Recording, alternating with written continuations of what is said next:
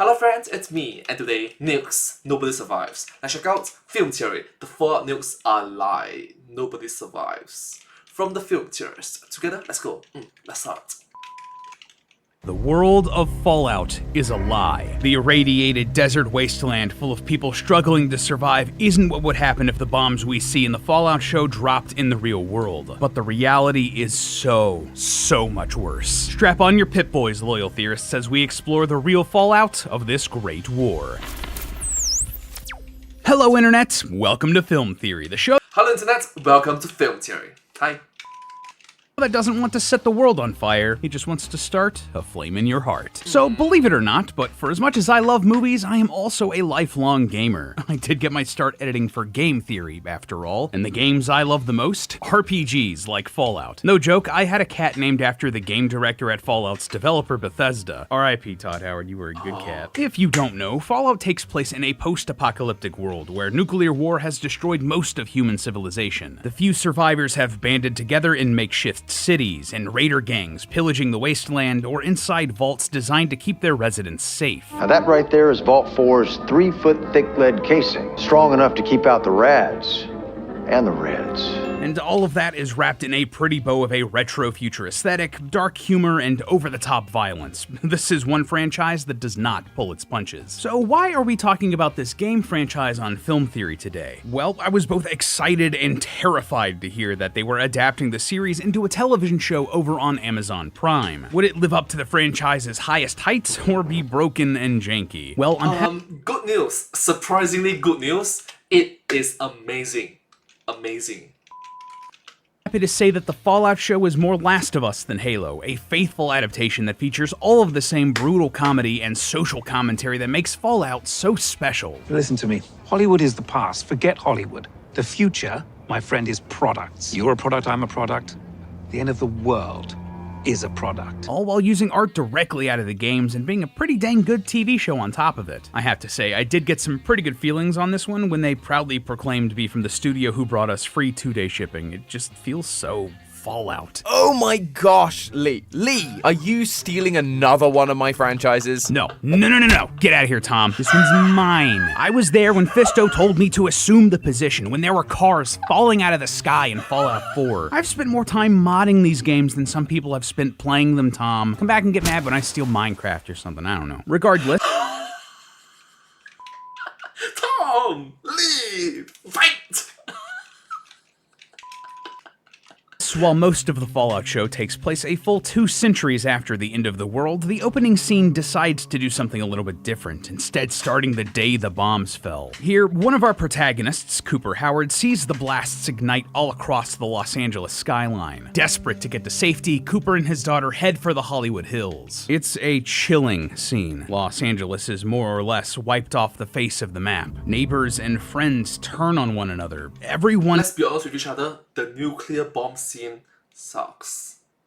The first bomb was my first impression was the first bomb. Second bomb. Third bomb. No. Fourth bomb is like they're all dead. Like first bomb, second bomb, third bomb, I was like no. The fourth bomb hit, fourth bomb, fifth bomb hit. I was like they're all dead. There's no hope. Is running for their lives. But of course, I wouldn't be a very good theorist if scenes like this didn't also trigger my scientific curiosity. After all, Cooper and his daughter are awfully close to some of these explosions, and it made me think, could they even survive this? Would Cooper have even had the opportunity to make it past this day and link up with the other characters in the show? I just had to dig into it, and after running— spoiler alert, your thumbnail is this: Nobody Survives.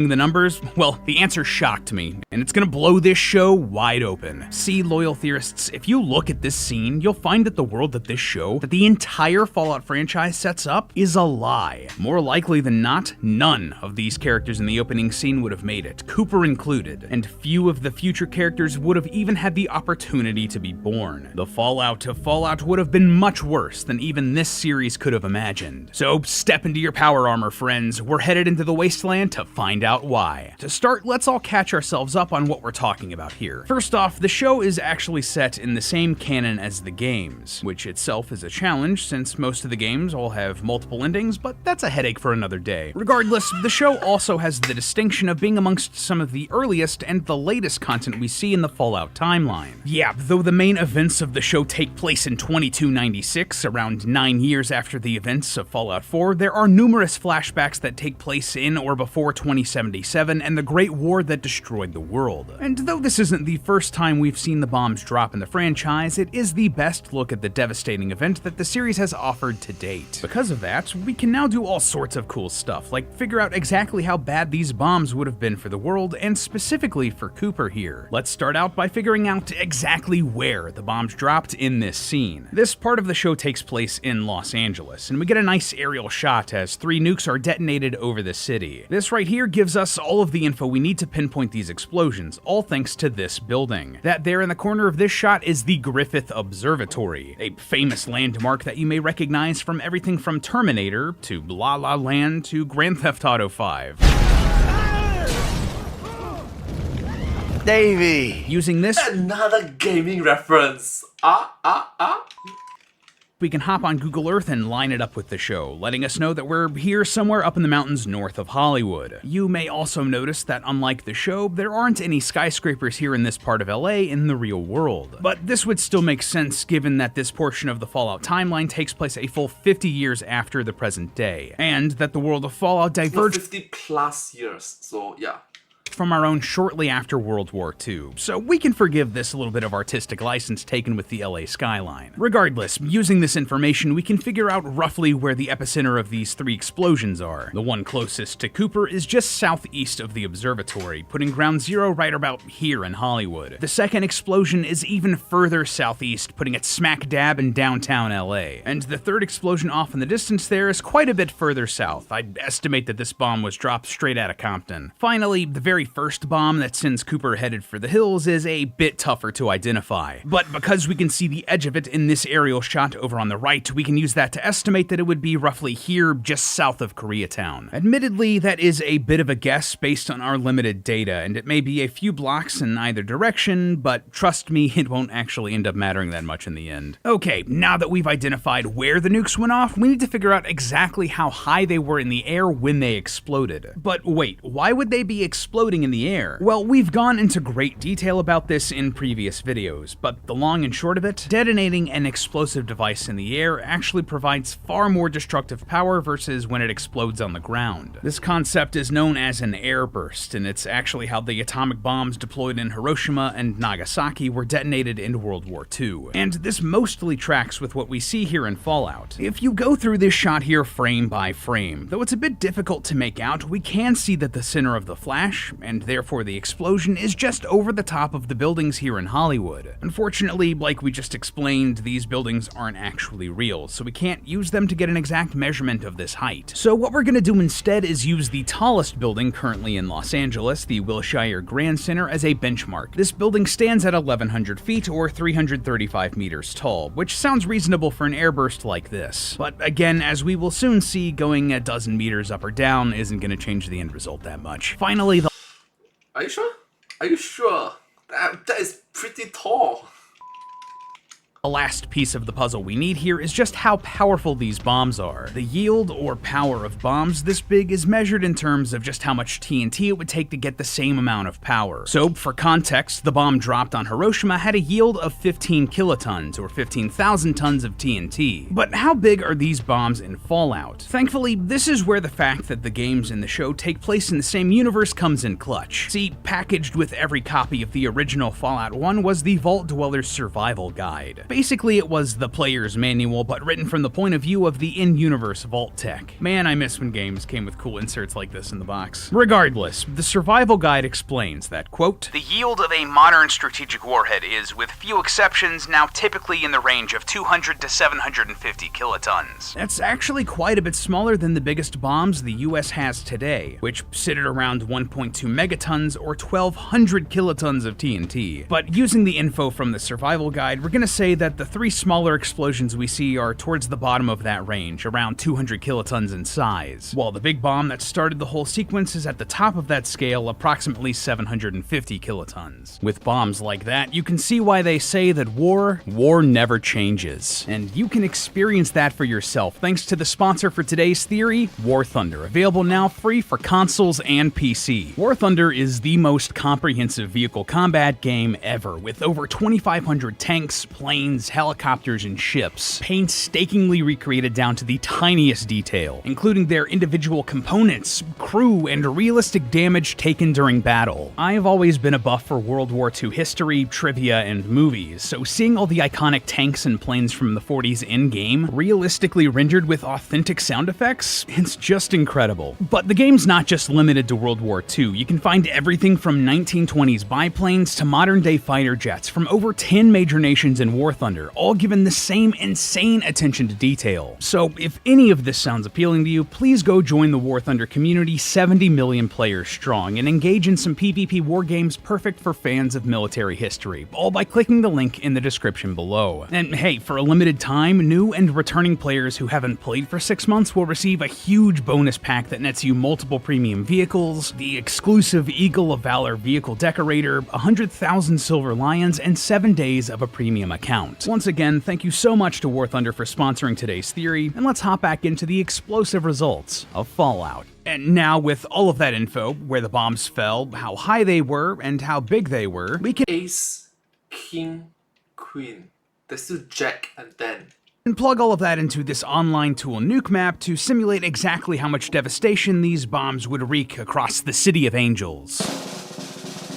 And everyone's dead. See what I meant earlier when I said a few meters here or there wasn't ultimately gonna matter? Yeah, but regardless of where Cooper was in these mountains, whether it was at the Griffith Observatory or the Hollywood sign, or basically anywhere in the greater Los Angeles area, he'd be dead long before he knew what hit him, and longer before he could mutate into the ghoulish desperado we see later in the story. Now, we could go into painful detail about exactly what from these explosions would be killing Cooper and his daughter, but honestly, we've talked about the effects of these sorts of nuclear explosions a lot in the past, and just look at this map. I think the broad strokes are going to cover it just fine. At this range from these explosions, Cooper would have been hit by an overpressure blast wave of just around 4.81 psi. That's enough to break glass and just about enough to burst your eardrum, if he even survived that long for the shockwave to hit. See, the radiant heat from the explosions would have hit him first, traveling at the speed of light, cooking every square inch of his body. Thermal dosages are typically measured in calories per square centimeter. And just so you have a frame of reference, third-degree burns set in at around 8 calories per square centimeter. The first and largest bomb in Koreatown here in Fallout would have been hitting Cooper and everyone else at that birthday party with 12.5 calories per square centimeter, which would be almost certainly lethal, while the closest bomb in Hollywood would have followed shortly with another 26.3 calories per square centimeter. They'd basically be instantly cooked by these bombs. And Even if they kind of survived the first one, the second, third, fourth, they'll be cooked. They'll be GG. Nobody survives. even if Cooper and the rest were somehow able to survive all of that, the ionizing radiation released by the blasts would be getting to them in no time. In just an hour in this post-nuclear LA, Cooper would have been exposed to 1,720 rims, or rads, of radiation, enough to incapacitate you in 5 minutes and kill you within days. Again, for a frame of reference, even in the games like Fallout 4, just 1,000 rads is enough to cause your player character to keel over and die on the spot. Clearly, given what we know in Fallout lore and what we see here in the Fallout TV show, Cooper and everyone else we see in this opening scene just being so close to these 200 or 750 kiloton bombs would kill them instantly, rupturing their organs, vaporizing their skin, and irradiating their bodies. And normally, I'd be content to leave things here. That's a fun revelation about this show, putting this really cool scene in a new light using a combination of science and lore. This main character is dead, and we can prove it. Classic theorist stuff. But wait, that is the game theory stuff.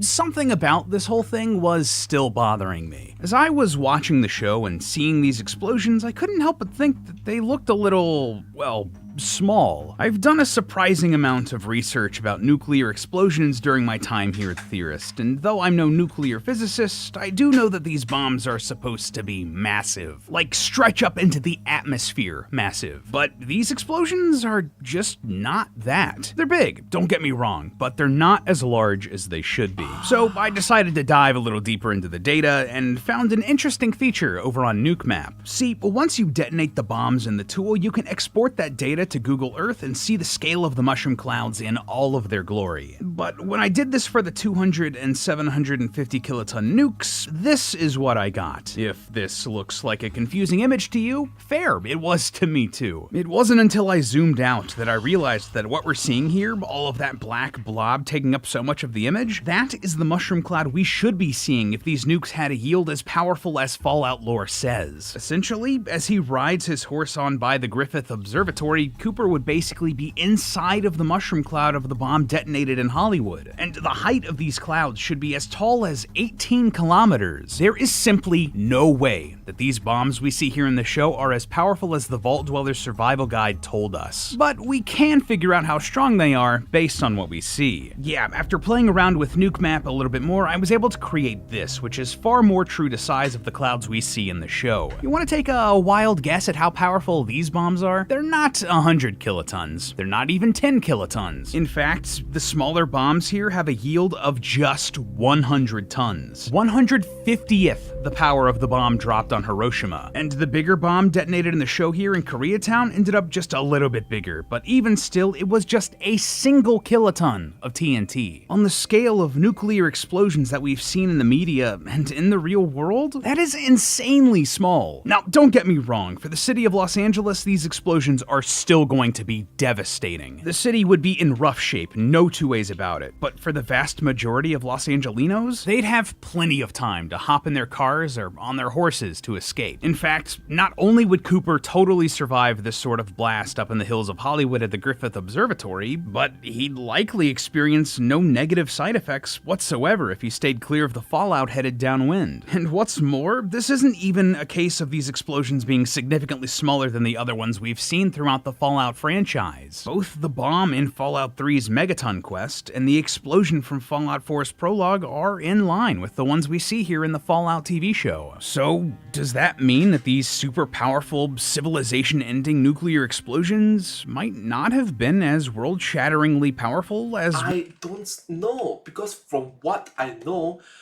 our current IRL nuclear weapons that we humans have is massive, huge. It's not like those small tiny nukes, which is still very devastating.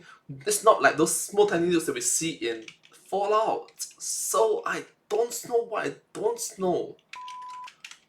We see from various bits of Fallout media that the world maybe shouldn't have been as devastated as we see in the games and in the show? Honestly, yeah. Now, don't get me wrong, the creators of the Fallout franchise did consider this back in the day. According to the Vault Dweller's survival guide, though the yields of the nuclear bombs were smaller than the biggest bombs we have today, they did release far more nuclear fallout than expected. And what we see here in the show are just 4 of potentially thousands, or tens of thousands of bombs that hit the US during the Great War. In fact, we know from dialogue in Fallout New Vegas that 77 nukes were launched at Vegas and its surrounding area alone, aimed at just that one city. So yeah, things would have been bad even with the smaller nukes. But with all of that being said, ignoring the idea that the bombs in Fallout released more radiation than expected, let me ask you this. In the real world with real nukes, how long do you think society would need to remain in their shelters and vaults before it was safe to come out again? 10 years? 100 years? 10 years,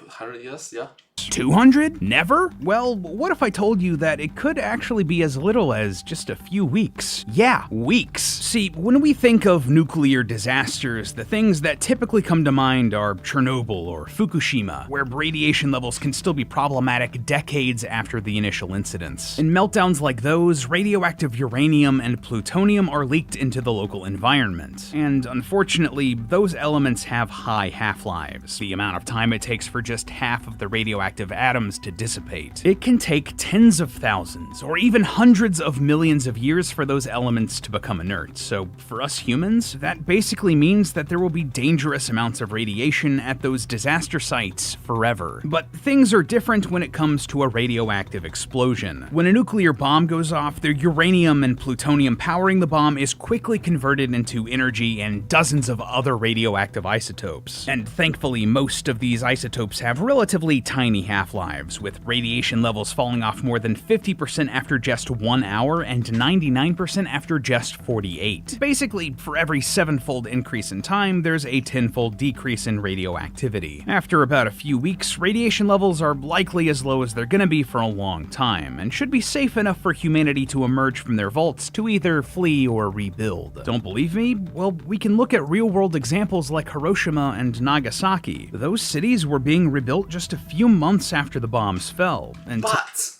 Hiroshima, Nagasaki, they experienced one bomb. This LA received 4 bombs.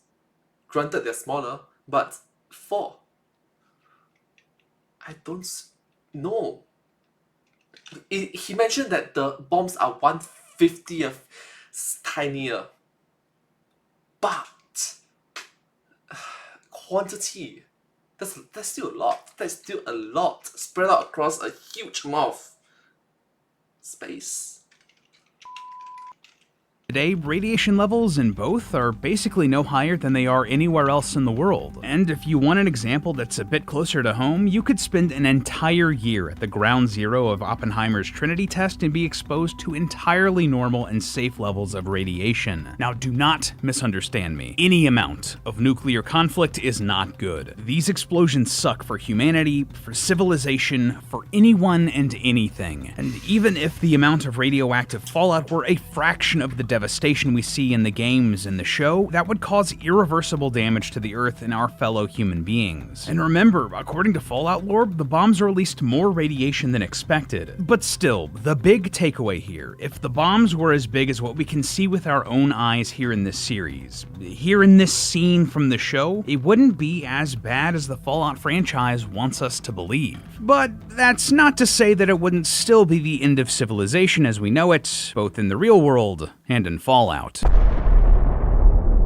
Yeah, one last twist of the nuclear knife here, but even if the explosions and resulting radiation wouldn't destroy the world, the long-term effects of the bombs still totally could. See, along with the sheer destructive power of the nuclear explosions, the energy of the bombs would likely cause many large fires. This, in turn, would result in a lot of smoke, and with thousands of fires across the entire United States, if not the entire world, billions of pounds of soot and ash are going to be released into the atmosphere. See, the sun would only need to be blocked just like a teeny tiny little bit to lower the average temperature of the world by a few degrees Celsius, enough to have an irreversible effect on our climate. So, unlike what we see here in Fallout with a hot nuclear desert wasteland, it's far more likely that the planet would enter a nuclear winter. This in turn would devastate many of the crops that we're able to grow, with some models of nuclear war projecting that some 80% of the world population would die of starvation. Something very similar actually happened in the real world in the year 1816, known 200 years ago. I'm sorry, more than 200 years ago. as the year without a summer. See, in 1815, Mount Tambora in Indonesia erupted and released particulates into the atmosphere that blocked enough sunlight from reaching Earth to temporarily lower the temperature by a couple of degrees. Because of this, for much of the world, summer did not come the next year. Crops failed across Europe and the United States, with millions struggling to find food, all from just one volcano. Now multiply that by the atomic fire of thousands or even tens of thousands of nuclear bombs. This right here, that's a major part of why nuclear war is such an existential threat. Yes, the initial explosions might kill unfathomable numbers of people and the radiation would have long-term dangerous side effects, but that's assuming we even get that far. The fallout Just by starvation, there is nothing to eat. Billions of people will die. Several billions of people. series has never been one to sugarcoat how awful such an apocalypse would be. Obviously, this is a world I would not want to live in. But what we see in this show and in the games, a world that has recovered enough to have cities and settlements like Shady Sands in Philly, Diamond City and Megaton, even that might be too optimistic an outlook. But hey, that's just a theory. A film theory! And cut. That was a great take. Once again, thanks to War Thunder for sponsoring this episode. Remember, you can pick it up for free on consoles and PC. And if you use the link in the description, for a limited time, new and returning players who haven't played for 6 months will get that bonus pack with multiple premium vehicles, the exclusive Eagle of Valor vehicle decorator, 100,000 Silver Lions, and 7 days of a premium account. One last thanks to War Thunder, and I'll see you all next week. Thank you all so much. Hope you enjoyed this video. It was very educational and I learned a lot. Thank you. But hey, that's just a theory. A film theory. And cut. And I hope to see you all in my next video. Thank you so much. Subscribe. Thank you. Subscribe.